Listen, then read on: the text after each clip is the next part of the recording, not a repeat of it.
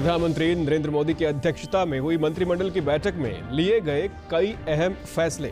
खरीफ फसलों की एमएसपी की गई घोषित।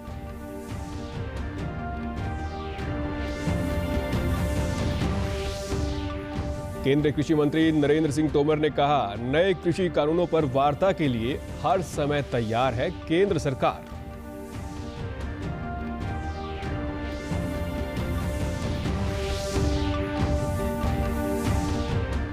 प्रदेश के जींद जिले के बीबीपुर गांव से शुरू हुए सेल्फी विद डॉटर अभियान को 6 वर्ष हुए पूरे। प्रधानमंत्री मन की बात में कर चुके हैं अभियान की प्रशंसा।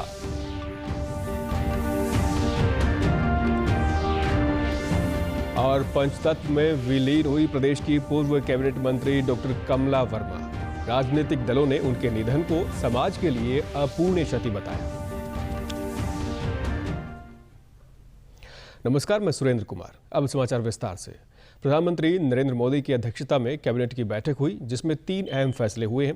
केंद्रीय सूचना एवं प्रसारण मंत्री प्रकाश जावड़ेकर ने बताया कि मंत्रिमंडल के अहम फैसलों में खरीफ की एमएसपी घोषित की गई है। रेलवे अब 4G स्पेक्ट्रम पर काम करेगी, जिससे रेलवे का सफर अधिक सुरक्षित होगा।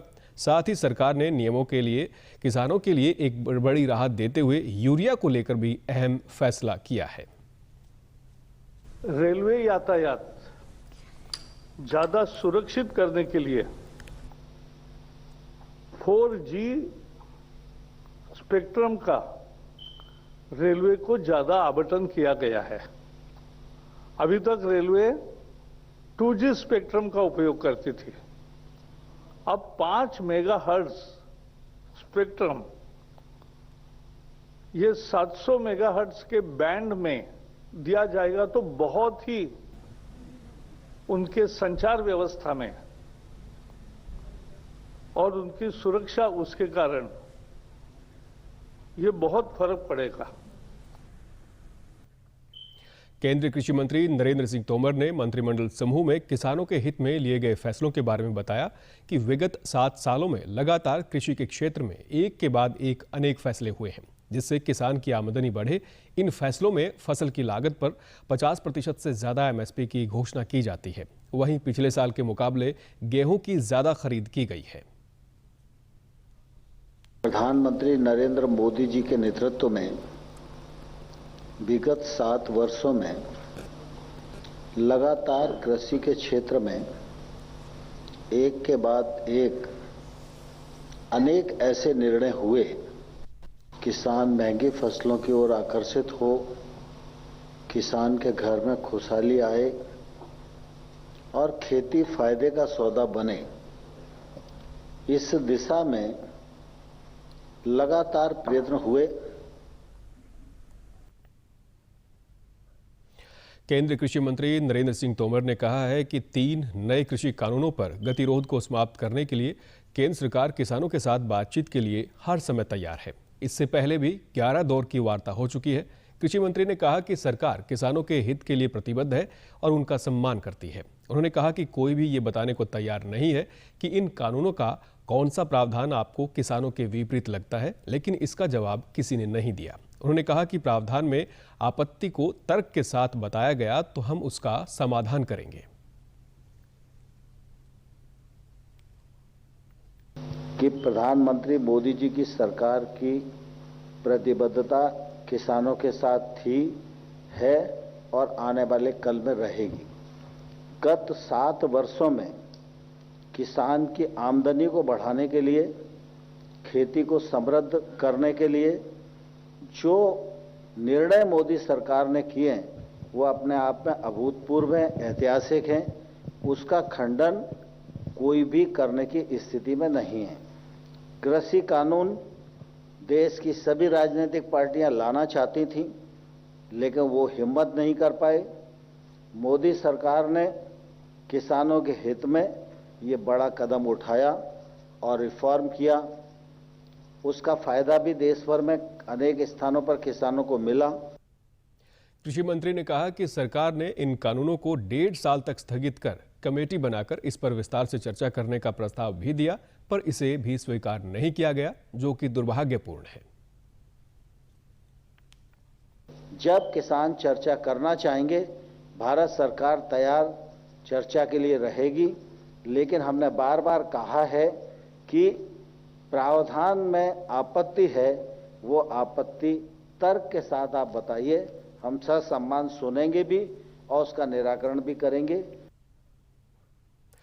बेटियों के जन्म के प्रति लोगों की सोच में बदलाव की आशा के साथ आज ही के दिन 2015 में जींद जिले के गांव बीबीपुर से सेल्फी विद डॉटर अभियान का शुभारंभ हुआ था। ये अभियान अब विश्व के अनेक देशों में भी लोकप्रिय हो रहा है।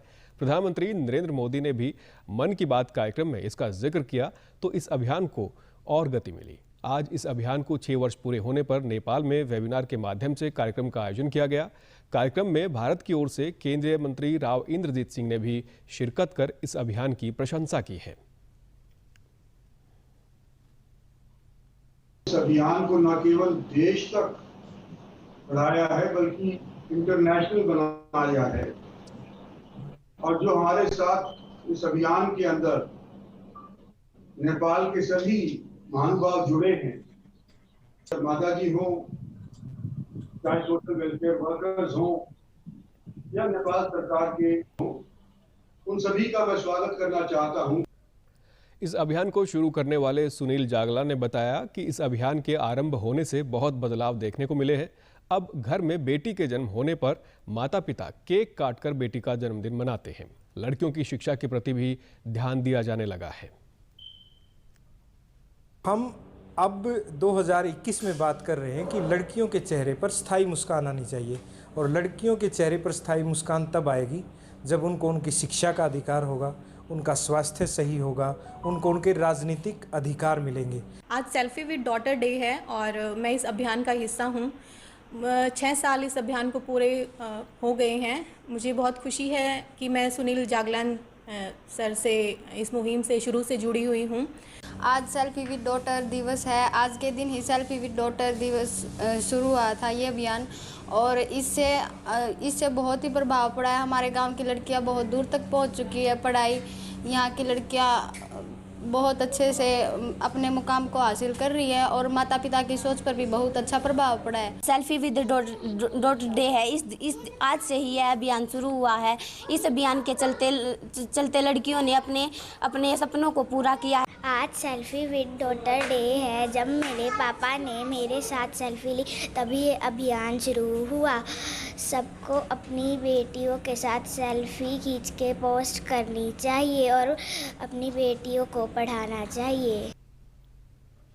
प्रदेश की पूर्व कैबिनेट मंत्री डॉक्टर कमला वर्मा आज पंचतत्व में विलीन हो गई। उनके बेटे विमर्शकांत और राजन वर्मा ने उन्हें मुखाग्नि दी।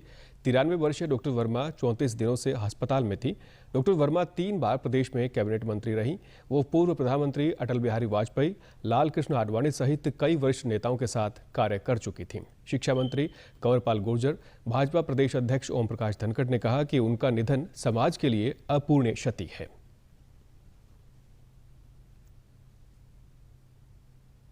डॉक्टर कमला वर्मा जी हमारी पार्टी की बहुत ही वरिष्ठ नेता थी, और उनके मार्गदर्शन में मेरे जैसे और भी हजारों कार्यकर्ता जो हैं उनके मार्गदर्शन में यहाँ तक पहुँचे हैं। वो हरियाणा की पहली प्रदेश अध्यक्ष थी, और मैं समझता हूँ कि शायद हरियाणा की पहली, मतलब अब तक की पहली वो महिला अध्यक्ष भी हुई।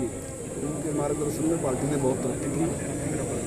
वो 3 बार हरियाणा की हेल्थ मिनिस्टर रही, और पूरे जीवन उन्होंने जिस प्रकार से समाज के लिए, हल्के के लिए, जिस प्रकार से पूरे प्रदेश के लिए काम किया, उसको हमेशा याद किया जाएगा। एक ऐसी पीढ़ी थी जिसने ऐसे समय में काम किया जो पूरे देश में जनसंघ और हरियाणा में भी छोटी पार्टी थी।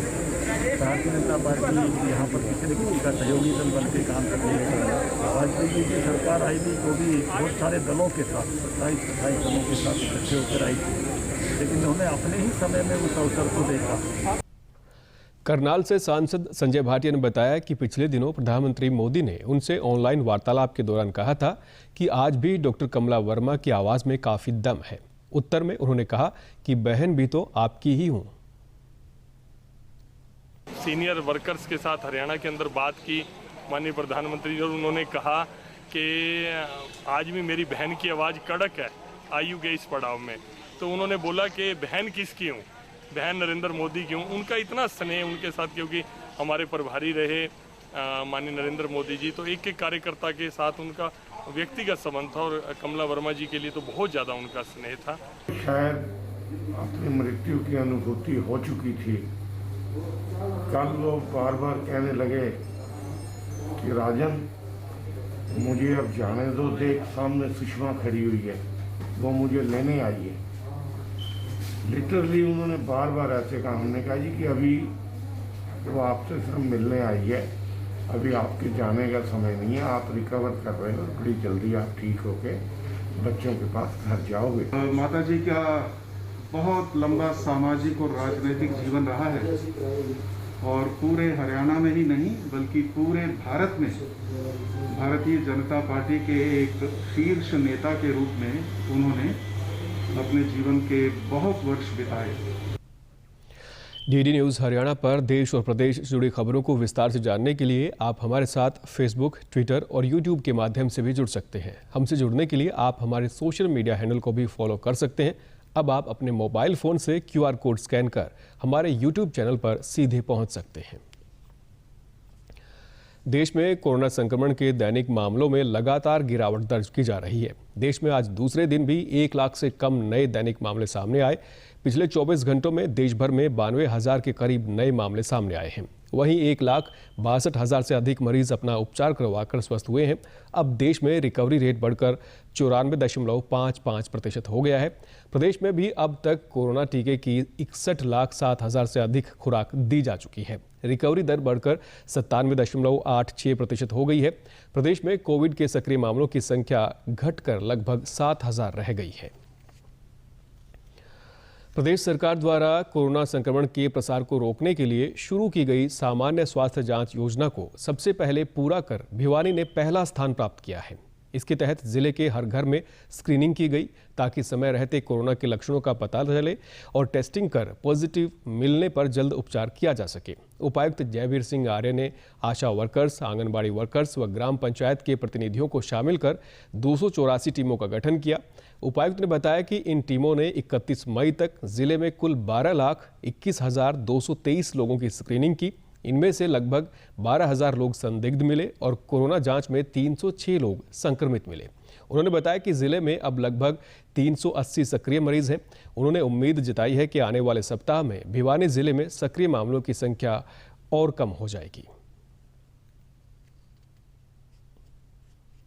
हमने 284 टीम बनाई थी जिसमें आशा वर्कर, आंगनवाड़ी वर्कर, टीचर और ग्राम पंचायत के रिप्रेजेंटेटिव थे।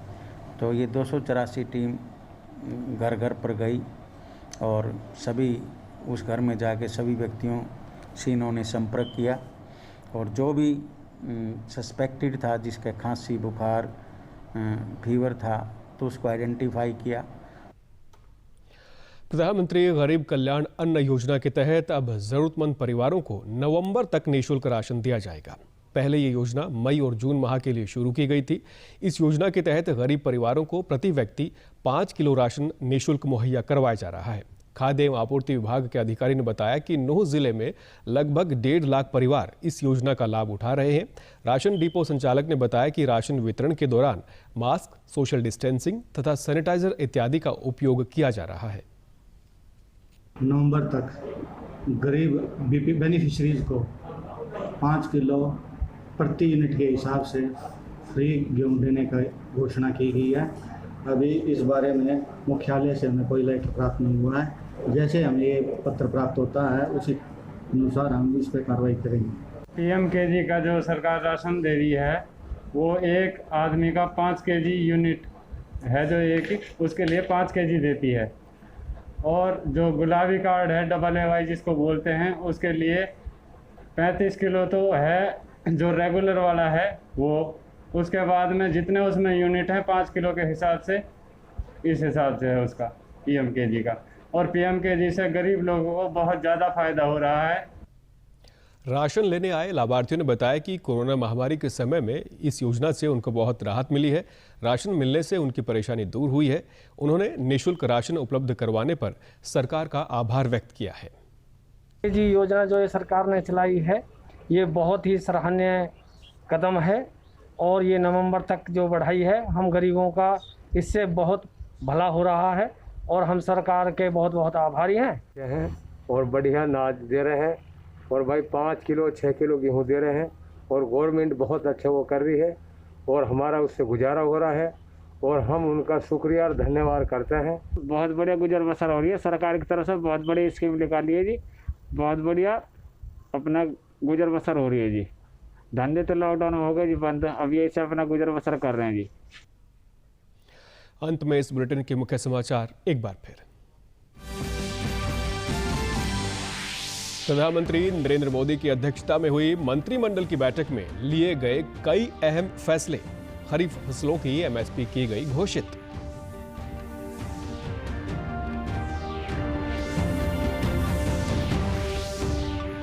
केंद्रीय कृषि मंत्री नरेंद्र सिंह तोमर ने कहा, नए कृषि कानूनों पर वार्ता के लिए हर समय तैयार है केंद्र सरकार।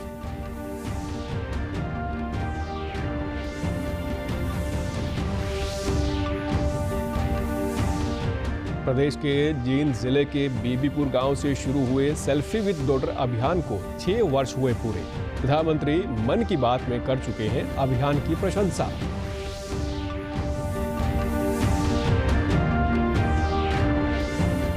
और पंचतत्व में विलीन हुई प्रदेश की पूर्व कैबिनेट मंत्री डॉक्टर कमला वर्मा। राजनीतिक दलों ने उनके निधन को समाज के लिए अपूरणीय क्षति बताया।